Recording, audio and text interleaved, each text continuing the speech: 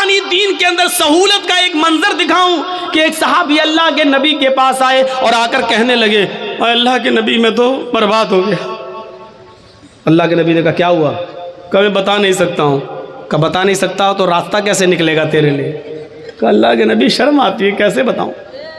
कहा इन्नल्लाह ला यस्तही मिनल हक़, अल्लाह ताला हक बात से नहीं शर्माता। उसने कहा अल्लाह के रसूल रोज़े की हालत में बीवी से हम बिस्तरी कर ली।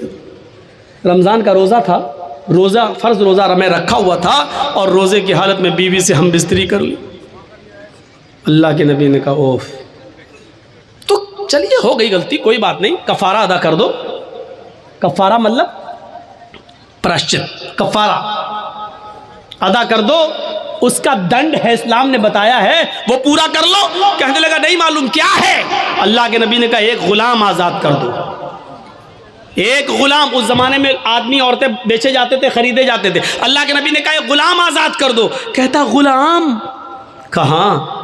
कहा अल्लाह के रसूल मुझे तो खुद दूसरे की ज़िंदगी हो गई, गुलामी करते करते दूसरे की गुलामी करते करते पूरी ज़िंदगी हो गई हमारी, मैं कैसे गुलाम खरीद के आज़ाद कर दूं? नहीं कर पाऊंगा। अल्लाह के नबी सल्लल्लाहु अलैहि वसल्लम ने फरमाया अच्छा तू गुलाम आज़ाद नहीं कर सकता? का नहीं, तो दूसरा ऑप्शन भी है। का क्या है? का तुम 60 रोज़े रखो, शहरैनी मुतताबिऐन, मुसलसल, कंटिन्यू, रेगुलर। कितने रोज़े रखो? 60। उसने कहा 60? का ये भी नहीं हो पाएगा, वो भी कंटिन्यू। कंटिन्यू समझ रहे हैं ना? अगर 55 रोज़े 55 रोज़े रख लिए और एक छोड़ दिया, नहीं एक दिन सस्ताले बाद में फिर रखेंगे, एक छोड़ दिया तो 55 बेकार, अब फिर 1 से 60 रखो। अगर बुखार आ गया, बीमार हो गए, कोई बात हो, वो एक अलग बात है, वो एक मजबूरी है। लेकिन सोचो जो लोग रोज़े की हालत में, जिनकी नई नई शादी होती है, इसलिए उनसे कहा कि ज़्यादा रोज़े की हालत में थोड़ा दूर ही रहो, रोज़े की हालत में बीवी से। क्यों कहा? क्योंकि नई नई शादी हुई है, थोड़ा करीब आओगे, दिल बहक गया, कहीं ऐसा ना हो कि रोज़ा ही ख़राब कर बैठो। तो अल्लाह के नबी सल्लल्लाहु अलैहि वसल्लम ने मना किया है, रोज़े की हालत में ज़्यादा करीब मत हो। रात पूरी पड़ी है, दिन में करीब मत हो। सोचने का अल्लाह के रसूल 60 रोज़े वो भी मुसलसल पैदल पर नहीं रख पाऊंगा। आपने कहा क्यों? कहा एक रोज़े में तो ये हालत हो गया, बीवी से मिल बैठा, 60 नहीं रख पाऊंगा। एक रोज़े पे तो सब्र नहीं हो सका, 60 में कौन कर लेगा? नहीं हो, ये भी नहीं हो, मेरी ताकत से बाहर है। अल्लाह के नबी ने कहा अच्छा तो तीसरा ऑप्शन भी है तुम्हारे लिए। कहा क्या? आपने कहा 60 मिस्कीनों को खाना खिलाओ। बड़ा दिलचस्प वाकया है, 60 मिस्कीनों को खाना खिलाओ। कहता है 60? कहाँ? अल्लाह के रसूल आपको मालूम नहीं है कि मैं किस बस्ती से आया हूँ? कहा किस बस्ती से आया हूँ? अल्लाह के रसूल मैं फ़ला फ़ला बस्ती का रहने वाला हूँ और मेरा हाल ये है कि सुबह अगर खा लेता हूँ तो शाम को भूखा सोता हूँ, और शाम को अगर खाने को मिल जाए तो सुबह नहीं मिलता है। एक टाइम नसीब है, एक टाइम नहीं। और आप हमसे कह रहे हैं 60 मिस्कीनों को खाना खिलाओ। अरे हमें तो 2 टाइम खाना नसीब नहीं हो रहा, 60 को कहाँ से खिलाऊँगा? अल्लाह के नबी ने कहा यही 3 रास्ते थे, चलो एक और रास्ता निकालता हूँ तुम्हारे लिए। नमाज का वक्त हुआ, नमाज पढ़ने साहबा आए। नमाज के बाद आपने साहबा को बताया तुम्हारे भाई को ऐसी ऐसी परेशानी हो गई है, इसके लिए कुछ मदद करो, कुछ चंदा अंदा करो। साहबा ने चंदा किया, कोई 2 खजूर लाया, कोई 5 खजूर लाया, कोई 10 खजूर लाया। 10 किलो का एक टोकरा भर गया खजूरों का, इतना बड़ा टोकरा। अल्लाह के रसूल ने कहा लो ये तुम्हारे भाइयों ने तुम्हारी मदद की है, चलो इस 10 किलो खजूरों के टोकरे को उठाओ, अपने गांव में ले जाओ, अपने कबीले में, और वहां जितने गरीब हैं उनमें तकसीम कर दो, तुम्हारा कफारा अदा हो जाएगा। जाओ। हंसने लगा। अल्लाह के नबी ने कहा क्यों हंस रहे हो? अल्लाह के रसूल आपने कहा अपने गाँव में ले जाओ और गरीबों में बांट दो। कहाँ? कहा अल्लाह की कसम मुझसे ज़्यादा गरीब मेरे पूरे गाँव में कोई है ही नहीं। क्या बोला? अल्लाह की कसम, अल्लाह से, अल्लाह की कसम पूरे गांव में मुझसे ज्यादा गरीब मेरे पूरे गांव में कोई नहीं है। ये सुनकर अल्लाह के नबी भी हंस दिए, साहबा भी हंस पड़े। अल्लाह के नबी ने कहा अच्छा जाओ तुम ही खा लो और अपने बच्चों को खिला दो, जाओ कफारा अदा हो जाएगा। गुनाह भी कर बैठा, वो जिसको कहते हैं हम बिस्तरी, बीवी से हम बिस्तरी भी कर बैठा, बड़ा गुनाह कर बैठा। गुलाम आज़ाद करने की भी ताकत नहीं रही, 60 रोजे भी नहीं रख सकता, मिस्कीनों को खाना भी नहीं खिला सकता। अब लोगों से चंदा भी हुआ तो चंदे को भी बांटना नहीं चाह रहा। कह रहा अल्लाह के रसूल किसको था? गरीबों में बांटने का हुक्म है ना, गरीबों में कैसे बांटू, मुझसे ज्यादा तो कोई गरीब है ही नहीं मेरे पूरे गांव में। तो अल्लाह के रसूल ने कहा जब तुझसे ज्यादा कोई नहीं है तो ये तेरे ही लिए जायज हो गया, तेरे बच्चों के लिए जायज हो गया, जा खा ले और तेरा गुनाह भी माफ, तेरा वो कफारा भी अदा हो जाएगा। जरा तसव्वुर करो कि इससे ज्यादा सहूलत और इससे ज्यादा आसानी हमें और आपको कहां मिलेगी। ये इस्लाम है, इस्लाम, ये दीनो सहल है, दीनो सहल। इसलिए मेरे भाइयों इस पर अमल करिए। और एक चीज़ मैं आज आपको ज़रूर बताना चाहता हूँ, उससे आपको इबरत मिलेगी। नमाज इस्लाम का सुतून है। नौजवानों याद रखिएगा, आपको जाना है जाइए, लेकिन इस वाक़े को सुनकर ज़रूर जाइएगा जो मैं सुनाने जा रहा हूँ। अल्लाह तबारक व तआला ने नमाज के सिलसिले में क्या फरमाया, ये सुन लीजिएगा। वमन अरज़ान ज़िक्री फ़इन्ना लहू मईशतन ज़न्का, जो अल्लाह के जिक्र से एराज़ करेगा, जो अल्लाह के जिक्र से एराज़ करेगा, जो मेरे जिक्र से एराज़ करेगा, हम उसकी रोजी को तंग कर देंगे। 1.5 घंटा हो गया आपका माइक सेट नहीं हुआ, कैमरा, ताज्जुब है यार, इतनी देर में तो लड़की सेट हो जाती है, आप नहीं कर पा रहे। अब हमको क्या मालूम, हम थोड़ी बनाते हैं, आप लोग बना रहे हैं, लेकिन उठना बैठना अच्छा नहीं लगता ना, मैंने पहले ही कहा था। अब सुनिए, वमन अअरज़ अन ज़िक्री, अल्लाह ने क्या कहा, जो मेरे 2-3 चीज़ें आपको मिलेंगी, पॉइंट नोट करिएगा। ये आयत बहुत बार सुनी होगी मौलवियों से, लेकिन आज मुझसे सुनिए 2 चीज़ें बताई हैं। वमन अअरज़ अन ज़िक्री फ़इन्ना लहू मईशतन ज़न्का, जो मेरे ज़िक्र से एराज़ करेगा। अभी एराज़ बताता हूँ किसको कहते हैं, अब बताना पड़ेगा। एराज़ बंगाल का माहौल, एराज़, मौलाना साहब एराज़। वमन अअरज़ अन ज़िक्री फ़इन्ना लहू मईशतन ज़न्का, जो मेरे ज़िक्र से रूगर्दानी करेगा, मुंह फेरेगा, हम उसकी रोज़ी को तंग कर देंगे। अल्लाह ने ये नहीं कहा रोज़ी बंद कर देंगे, 2 चीज़ें हैं। अल्लाह ने क्या कहा, रोज़ी तंग कर देंगे, ये नहीं कहा रोज़ी बंद कर देंगे। रोज़ी तो मिलेगी लेकिन तंग कर देंगे। तंग का मतलब टाइट। अब टाइट की भी किस्म क्या है, आता तो बहुत है पैसा हमारे पास, एक दिन में हमारे पास 50-50, 60-60, 80-80 हज़ार रुपये आ रहा है, लेकिन शाम होने से पहले सब ख़त्म हो जा रहा है, रुक नहीं रहा है। ये है तंग। आता है चला जाता है, आता है सब बच ही नहीं रहा है। मौलाना हाँ क्या बात, बरकत नहीं हो रही पैसे में, कोई दुआ दे दो। अरे यार वो मौलवी तुझे क्या दुआ देगा, बेचारा वो खुद 10,000 रुपये महीने में पढ़ा रहा है, उसकी रोज़ी में खुद बरकत नहीं हो रही है, वो खुद 8,000 रुपये महीने में पढ़ा, वो तो तुझे तारीज़ देगा, वो तुझे कोई रास्ता बताएगा, हैं? तू गलत जगह पे जा रहा है। वो दिल की तसल्ली के लिए कुछ लिख के दे दे, तू लटका ले, वो अलग बात है, लेकिन अल्लाह की कसम मौलवी के पास रिस्क में बरकत की कोई दुआ नहीं है।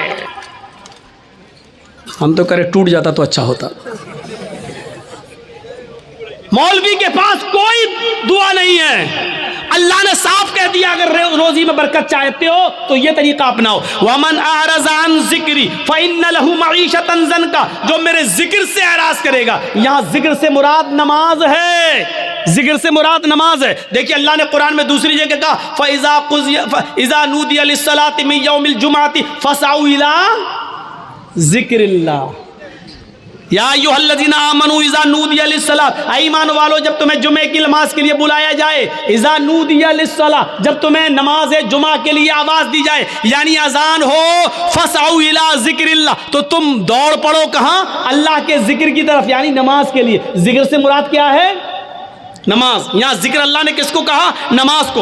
यहाँ अल्लाह ने क्या कहा, वमन अअरज़ अन ज़िक्री, जो मेरे जिक्र से मुंह मोड़ेगा, फ़इन्ना लहू मईशतन ज़न्का, हम उसकी रोज़ी तंग कर देंगे। मेरे जिक्र से मुराद नमाज, यानी नमाज के वक्त जो मुंह मोड़ेगा हम उसकी रोज़ी तंग कर देंगे। आप नमाज पढ़ना शुरू कर दीजिए, रोज़ी के दरवाजे खुल जाएंगे, रोज़ी के दरवाजे खुल जाएंगे। अब एराज़ किसे कहते हैं वो भी सुन लीजिए, मुंह मोड़ना किसे कहते हैं। मिसाल दूं,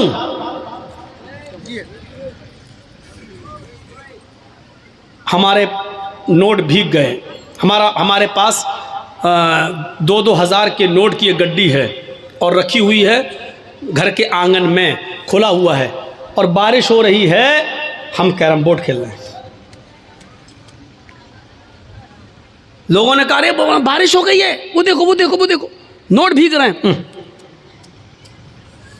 इसको कहा जाएगा नोटों से एराज करना। नहीं समझे? एक और मिसाल समझाता हूं।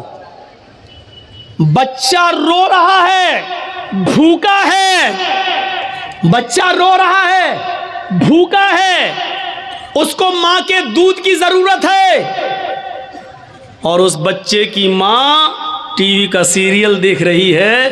कौन? वो क्या, सास भी कभी बहू थी, टीवी का सीरियल देख रही है। बच्चा रो रहा है और माँ टीवी के सीरियल में लगी हुई है। नहीं नहीं, अब बच्चे को उठाऊंगा, दूध पिलाऊंगी तो ये समझ नहीं पाऊंगी, ये बच्चा रो रहा है, माँ देखने में लगी है। इसको कहते हैं बच्चे से एराज करना। यानी माँ को टीवी के सीरियल की फिक्र ज़्यादा है, बच्चे की फिक्र ज़्यादा नहीं है। हालांकि बच्चे को फेंक नहीं रही है, बच्चे को भगा नहीं रही है, बच्चे को घर से मार भी नहीं, हट चुप चुप पहले देखने दे, चुप चुप, मार भी नहीं रही, लेकिन रोने दे रही है, परवाह नहीं कर रही है, टीवी देखने में लगी है। इसको क्या कहा जाएगा? इसने बच्चे से मुंह फेर लिया, इसने बच्चे से एराज कर लिया। समझ गए ना? मसलन घर में आग लग गई है, हम क्रिकेट खेल रहे हैं, किसी ने बताया तुम्हारे घर में आग लग गई है, फौरन क्रिकेट छोड़ के हमें घर जाना चाहिए। जितना बच गया उसको बचाना चाहिए, जितना जल गया उसके बनाने की फिक्र होनी चाहिए कि नहीं हम इसको बनाएं। उसकी फिक्र नहीं कर रहा है, जो कुछ बच सकता है पानी वानी डाल के उसको बचाना चाहिए, लेकिन नहीं बचा रहा है, क्रिकेट खेलने में लगा है। इसका मतलब क्या है? उसने अपने घर से एराज कर लिया। अब समझ गए होंगे आप कि नमाज से एराज का मतलब क्या है। नमाज से एराज का मतलब यह है, यहाँ हम कैरम बोर्ड खेल रहे हैं और वहाँ मुअज्जिन कह रहा अल्लाहु अकबर अल्लाहु अकबर, हम अल्लाहु अकबर की आवाज़ सुनकर भी कैरम बोर्ड खेलने में लगे हैं। इसका मतलब यह है कि हमने नमाज से एराज कर लिया है। हम नमाज का इनकार नहीं कर रहे हैं, लेकिन नमाज के वक्त हम नमाज पढ़ने नहीं जा रहे हैं। यह है नमाज से एराज। यहाँ मैच हो रहा है, इंडिया पाकिस्तान का मैच आ रहा है, यहाँ अज़ान की आवाज़ आती है हय्या अलस्सलाह, आओ नमाज के लिए। हम सोच रहे हैं यार 5 ओवर बाकी रह गया है, हम ये देख लें। अगर ये नहीं देखेंगे, अगर नमाज पढ़ने जाते हैं तो मैच का लुत्फ नहीं ले पाएंगे। कौन हारा कौन जीता ये तो पता चल जाएगा, लेकिन मैच का एक एक बॉल का जो मज़ा लेना है और एक एक बैट शॉट का जो मज़ा लेना वो देखकर ही मिलेगा। हमें मालूम है 5 ओवर बह गए हैं, लेकिन 5 ओवर के देखने के चक्कर में हमारी जमात चली जाएगी। ऐसे मौके पर जमात को नजरअंदाज कर देना और मैच को देखते रहना, यह है नमाज से एराज। यह है नमाज से एराज। जो नमाज से एराज करेगा हम उसकी रोजी को तंग कर देंगे। जिन लोगों की रोजी तंग है, यानी पैसा तो बहुत आता है लेकिन रुकता नहीं है, दुनिया का कोई भी मुल्ला और कठ मुल्ला तुम्हें कोई तावीज़ नहीं दे सकता है। अगर तुम्हें अपना इलाज करना है तो नमाज से एराज बंद करो, अजान की आवाज सुनते ही फौरन मस्जिद की तरफ जाओ और नमाज की अदायगी करो। अल्लाह से के जिक्र से एराज का भयानक अंजाम क्या होता है, उस अंजाम की तरफ मैं तुम्हें लाना चाहता हूं। आपने नाम सुना होगा, उत्तर प्रदेश में एक जिला है जिसका नाम है गाजियाबाद। बाई रोड जब आप गाजियाबाद से दिल्ली जाएंगे, बाई ट्रेन की बात नहीं कर रहा हूं मैं, बाई रोड जब आप गाजियाबाद से दिल्ली जाएंगे तो गाजियाबाद और दिल्ली के बीच में एक कस्बा पड़ता है जिसका नाम है लोनी। जिसका नाम है लोनी। मुसलमानों की अक्सरियत यहाँ रहती है, मुसलमान ज़्यादा इस बस्ती में रहते हैं और सब अल्लाह का शुक्र है ज़्यादातर दौलतमंद, पैसे वाले और बड़ी बड़ी कोठियों के मालिक। सन 1995 की बात मैं बता रहा हूँ, 1995 की। सुनिए अल्लाह के जिक्र से एराज का नतीजा क्या होता है। अल्लाह का के जिक्र से, नमाज से के वक्त जो नमाज नहीं पढ़ता है तो उससे मुंह मोड़ने का नतीजा क्या होता है, जरा सुनिएगा आप। सन 1995 के अंदर, 1995 के अंदर इस गांव के अंदर 2 सगे भाइयों की शादी होने वाली थी। 2 सगे भाइयों की बारात लोनी से हटकर एक दूसरे गांव में जाना थी और लड़कियां दोनों उसी गांव की थी। एक साथ बारात जाना थी, एक लड़के की बारात इस लड़की की यहाँ, दूसरे लड़के की बारात दूसरी लड़की की यहाँ जाना थी। गांव एक ही था और बारात दोनों की एक साथ जाना थी। सिर्फ निकाह से एक दिन पहले इन दो अमीर बाप के बेटों ने, इन दोनों बेटों ने सोचा क्यों ना हम अपने यार और दोस्तों को बुलाकर आज की रात को रंगीन कर लें और डांस करवा लें, नाच करवाएं, गाने से हम अपनी महफिल को सजाएं। तो इन लोगों ने दिल्ली जाकर, दोनों भाइयों ने दिल्ली जाकर दिल्ली से कुछ तवाइफों को पैसा दिया और पैसा देकर उनको रात भर गाने के लिए और नाचने के लिए वहाँ से बुक कर लिया और उनको ले आए। इन दोनों भाइयों की गाड़ी आगे आगे चल रही है और तवाइफों की गाड़ी पीछे पीछे चल रही है। लोनी आ जाती है, इशा की नमाज हो चुकी है, महफिल सज गई है, यार दोस्त भी आ गए हैं, पूरे घर के अंदर दोस्त भरे पड़े हैं। दिल्ली से जो तवाइफें आई थी उन्होंने अपना कार्यक्रम शुरू कर दिया। कार्यक्रम शुरू हो गया, नाच शुरू हो गया, गाना शुरू हो गया। तवाइफों ने अपने ठुमके दिखाना शुरू कर दिए, अपनी कमर मटकाना शुरू कर दी।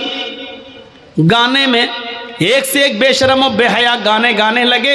ये दोनों भाई और उनके यार दोस्त मजे ले लेकर उस रात का मजा ले रहे हैं, उन तवाइफों के छलकते हुए जिस्म और उनकी कमर के मटकने का और ठुमकों का आनंद ले रहे हैं। रात कब गुजर गई पता नहीं चला, रात कब गुजर गई पता नहीं चला। सुबह फजर की आजान की आवाज आने लगती है, अल्लाहु अकबर अल्लाहु अकबर अल्लाहु अकबर अल्लाहु अकबर। इन दोनों भाइयों के मकान से कोई 200-300 मीटर की दूरी पर मस्जिद है और उस मस्जिद से एक मुअज्जिन आजान दे रहा है। उसकी आजान की आवाज इस घर में भी आ रही है जहां नाचो गाना हो रहा है। उन तवाइफों ने जब आजान की आवाज सुनी तो अपने पायलों की छनकार रोक दी, अपने कमर का ठुमका छोड़ दिया।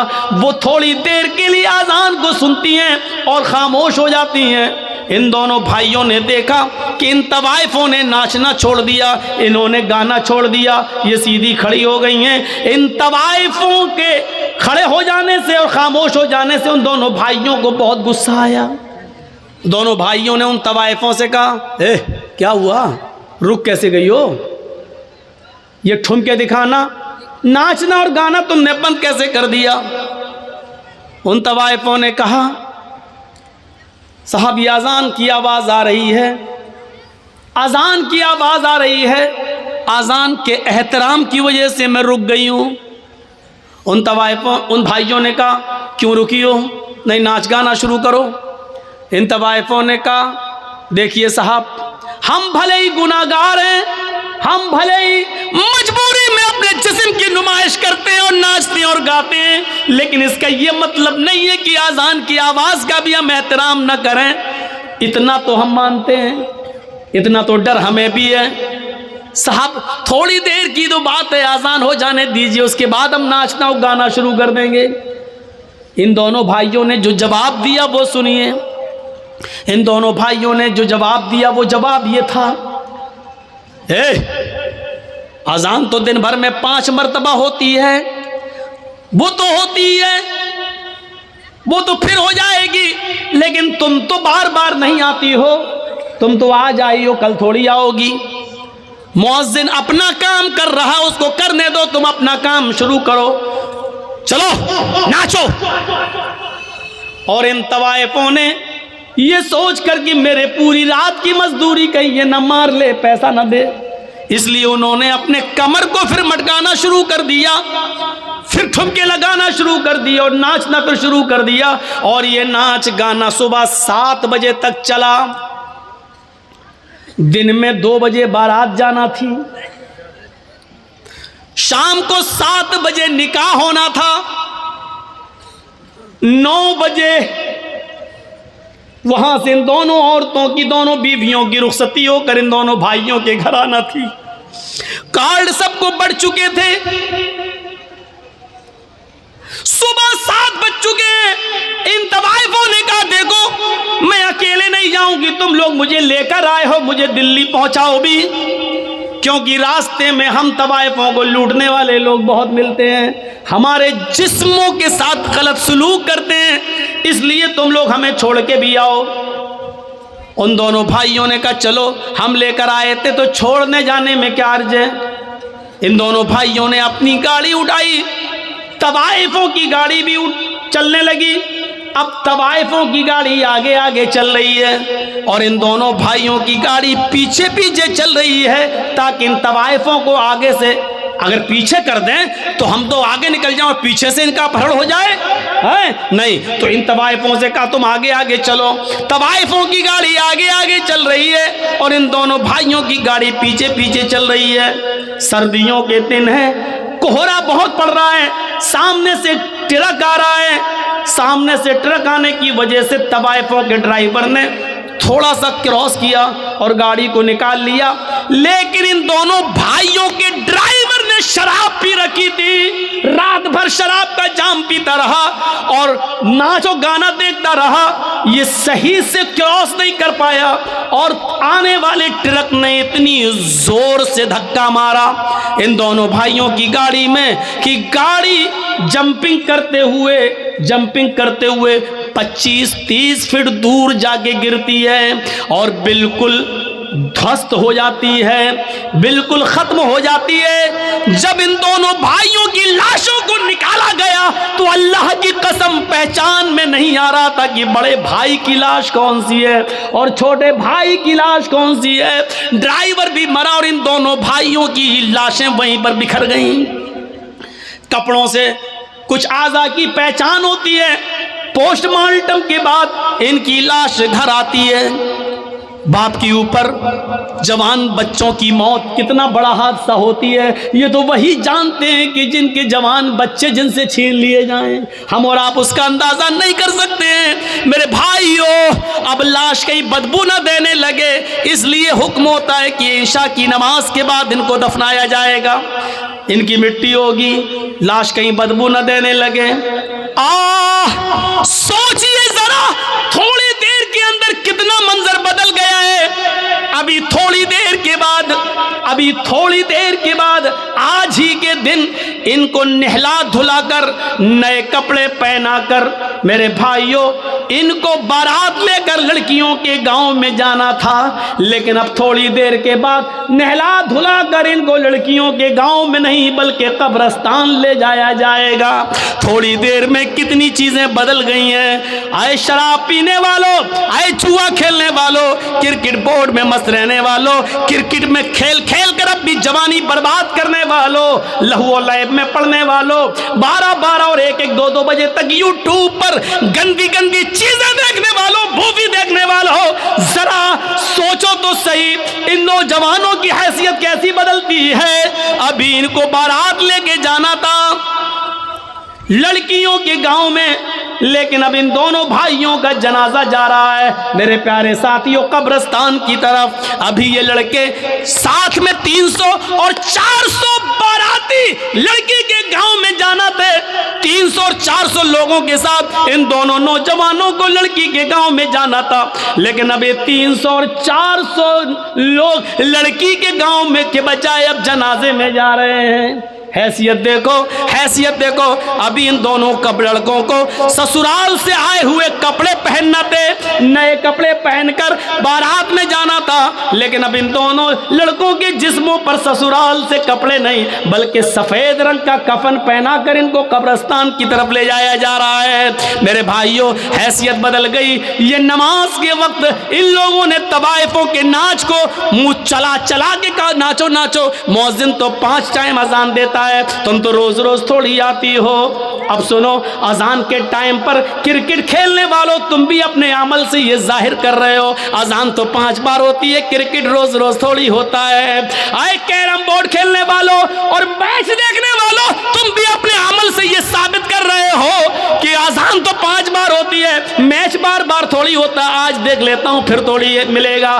तुम भी अपने अमल से यही साबित कर रहे हो। याद रखना, जो इन नौजवानों का हाल हुआ है, कल वो हमारे साथ भी हादसा हो सकता है, हादसा किसी के साथ भी हो सकता है। वमन अरज़ान ज़िक्री फ़इन्न लहू मईशतन ज़नका, जो मेरे जिक्र से एराज़ करेगा हम उसकी रोजी को तंग कर देंगे।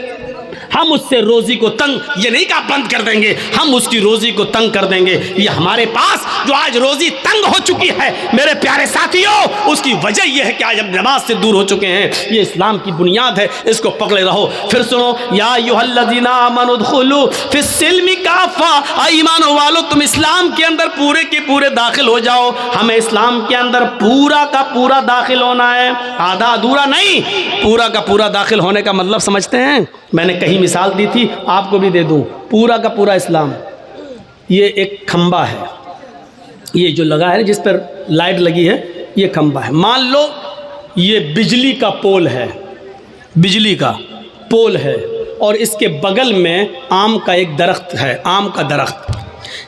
आप क्या कहेंगे? ये आम का दरख्त है, ये बिजली का खंबा है, बिजली का पोल है। आंधी आई या तेज हवा चली, जैसे अभी थोड़ी सी बारिश हो गई, तेज हवा चली और आम के पेड़ से चंद पत्ते, 10, 15, 20 पत्ते टूटकर बिजली के पोल पे चिपक गए। तो इन 10, 15 पत्ते जो चिपक गए, तो इन पत्तों को देखकर क्या कोई इस बिजली के पोल को आम का पेड़ कहेगा? हमसे कोई पूछे साहब ये क्या है, मैं आम का पेड़ है, तो क्या कहेगा आदमी? मौलाना जर्जीस पागल हो गए, उनको पागल खाने में भर्ती करो। अरे ये आम का पेड़ नहीं है, ये बिजली का पोल है। नहीं साहब, इस पे तो आम के पत्ते लगे हुए हैं। अरे 10-15 पत्ते वो वहाँ से गिरे, इस पे चिपक गए, तो 10-15-20 पत्तों के चिपकने की वजह से एक बिजली का पोल, आम का दरख्त नहीं हो सकता है। सही बात है ना? तो 2-4 नमाजें पढ़ लेने से और 2-4 रोज़ा रख लेने से हम और आप मुसलमान कैसे हो सकते हैं? नहीं, ये सही नहीं है मौलाना साहब। क्यों? मिसाल तो आप ही की है, आप ही ने कहा सही है। ये बिजली का पोल आम का पेड़ क्यों नहीं है? इसका जवाब ये है, इसलिए नहीं है कि आम का पेड़ उस वक्त कहलाएगा जब वो उसकी जड़ भी आम की हो, उसका तना भी आम का हो, उसमें शाखें भी आम की हों, उसमें पत्ते भी आम के हों और उसमें फल भी आम का लगता हो, तब उसको कहा जाता है आम का पेड़।